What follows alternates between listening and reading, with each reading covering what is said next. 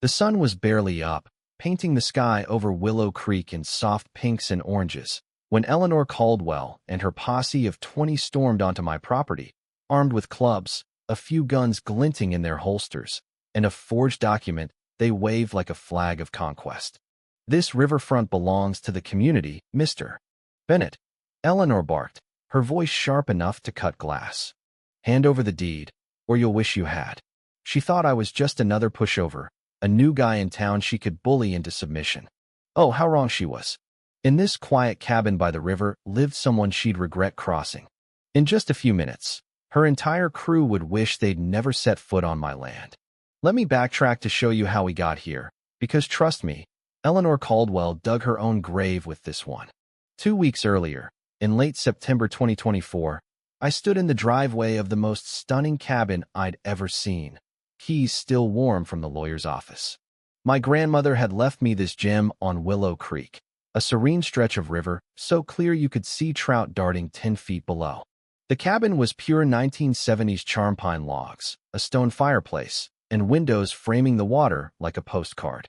My 16-year-old daughter, Mia, was already out by the dock, practically bouncing with excitement. "Dad, this place is unreal," she shouted. Grandma knew how to pick a spot.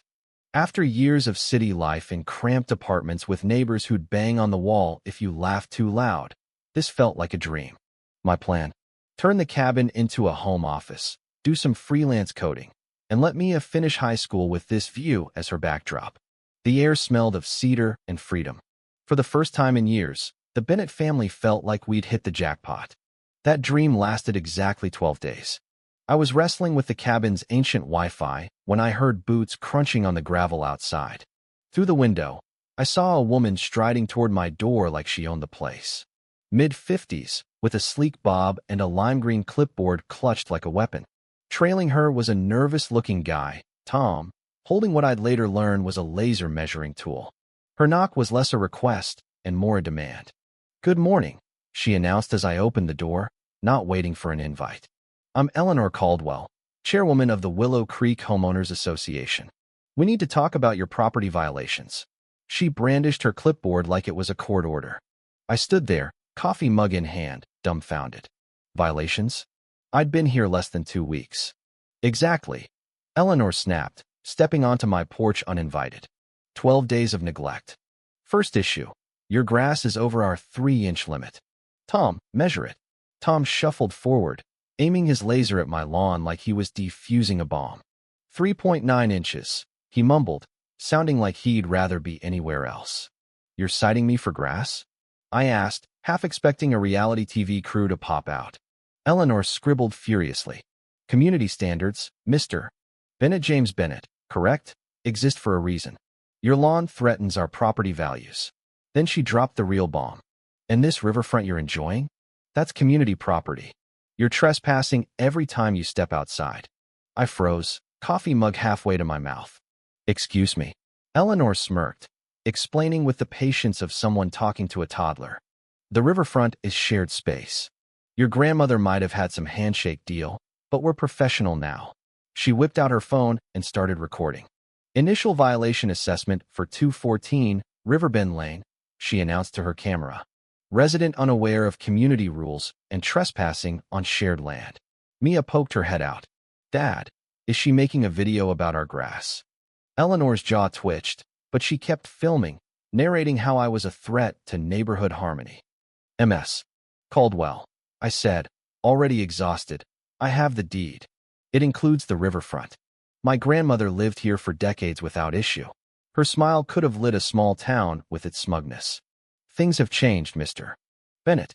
Your deed doesn't override modern community rules." She tucked her clipboard under her arm.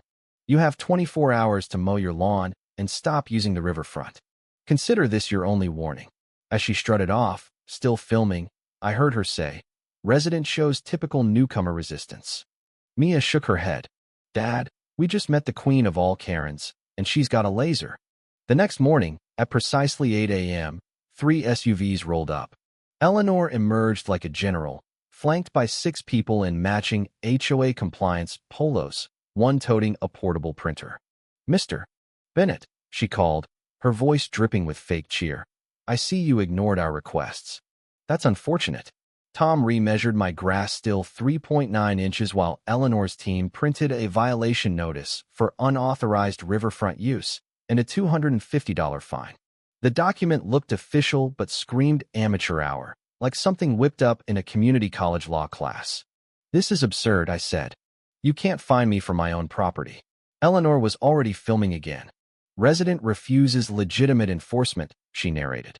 Mia, watching from the doorway, muttered, "They brought a printer to fake a ticket?" I demanded to see their legal authority. Eleanor's smile tightened. "The community voted on these rules, Mr. Bennett. That's all you need to know." She produced a laminated map, clearly homemade, claiming the riverfront was communal. When I pointed out my deed, she brushed it off.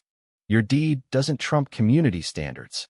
Her team left, promising to reassess tomorrow. That night, Mia found something in the basement, an old safe tucked behind boxes, with a note in my grandmother's handwriting. "For James, when the sharks circle." The combination was my mom's birthday. Inside was a gold Minia 1989 surveyor's map proving my riverfront ownership, a court ruling from 2007 exempting my property from HOA control, and photos of Eleanor with a slick developer plotting on my dock. A letter from my grandmother warned about Eleanor's schemes, detailing her failed 2007 attempt to seize properties and her ties to Riverfront Ventures LLC. The next day, Eleanor returned alone with Tom, smug as ever. I showed her the surveyor's map and photos. Her eyes flickered not with shock, but annoyance. "These old papers mean nothing," she said, pulling out a petition signed by 48 neighbors demanding I surrender riverfront access for disrupting harmony.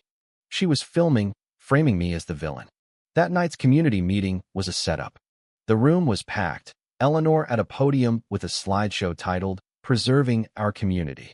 She played edited clips of me sounding unhinged, showed doctored photos of my neglected property, and introduced a legal expert, the developer from my photos who lied about my deeds and validity.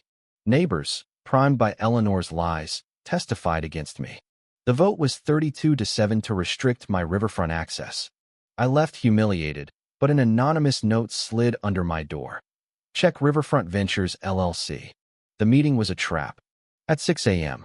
The next day, Eleanor and her armed crew arrived, waving a fake court order to vacate. "Hand over the deed," she demanded. I refused, recording everything. As her drone buzzed overhead, police sirens wailed. Officer Emily Harper stormed in, armed with my grandmother's documents and neighbor Carl's courthouse records. "Eleanor Caldwell, you're under arrest for fraud and conspiracy," Harper declared. Carl revealed Eleanor's ties to Riverfront Ventures, a scheme to force out residents for resort development. Mia, live streaming the chaos, caught Eleanor's downfall for 400 viewers. As Eleanor was cuffed, still clutching her green clipboard, Harper said, "We've linked her to scams in 4 states. Your evidence cracked this wide open." 3 weeks later, Willow Creek's community center was alive with real neighbors, not Eleanor's puppets. 15 families shared stories of her intimidation. Carl revealed she'd infiltrated the HOA to orchestrate her con. I was elected interim HOA president, tasked with rebuilding a community free of fear. As Mia and I stood by the river, Carl showed us a time capsule from my grandmother, her letter urging unity against bullies like Eleanor. But as we walked home, a black SUV with a Riverfront Ventures plate lingered, then sped off. The fight wasn't over. Have you ever faced someone who twisted your words to turn everyone against you? How far would you go to protect what's yours when the whole town's been fed lies? If you were me, would you trust the community again, or would you always wonder who else is plotting in the shadows? Share your thoughts below, and if you want more stories of ordinary people fighting back, hit that subscribe button. This isn't the end of Willow Creek's drama.